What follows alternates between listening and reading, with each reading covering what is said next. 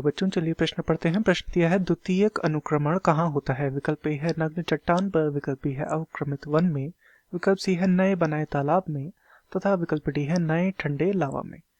तो इस प्रश्न में हमसे द्वितीयक अनुक्रमण के विषय में पूछा गया है, अर्थात इस प्रश्न की जो मुख्य अवधारणा जो इस प्रश्न की है वह द्वितीयक अनुक्रमण के विषय में है। द्वितीयक अनुक्रमण के विषय में इस प्रश्न में हमसे पूछा गया है। तो चलिए जानते हैं द्वितीयक अनुक्रमण को। तो द्वितीयक अनुक्रमण क्या होता है? यह ऐसा अनुक्रमण है जहां पर ऐसे स्थान पर होता है। यह ऐसा स्थान जहां पर पूर्व में कोई जाति रही हो, जहां पूर्व में क्या रहा हो? जीवन उपस्थित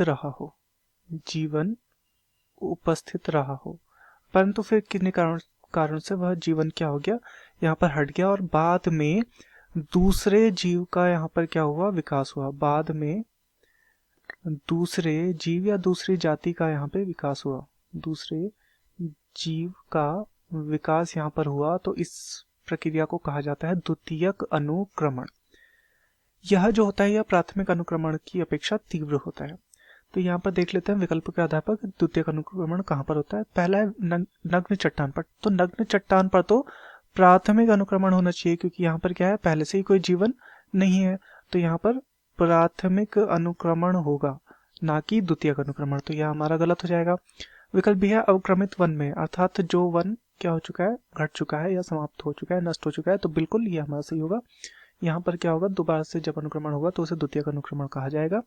विकल्प सी है नए बनाए तालाब में। तो नए बनाए तालाब में भी जीवन का विकास सर्वप्रथम होगा, जाति का विकास सर्वप्रथम होगा। तो यहाँ पर भी क्या होगा, प्राथमिक अनुक्रमण यहाँ पर देखने को मिलेगा।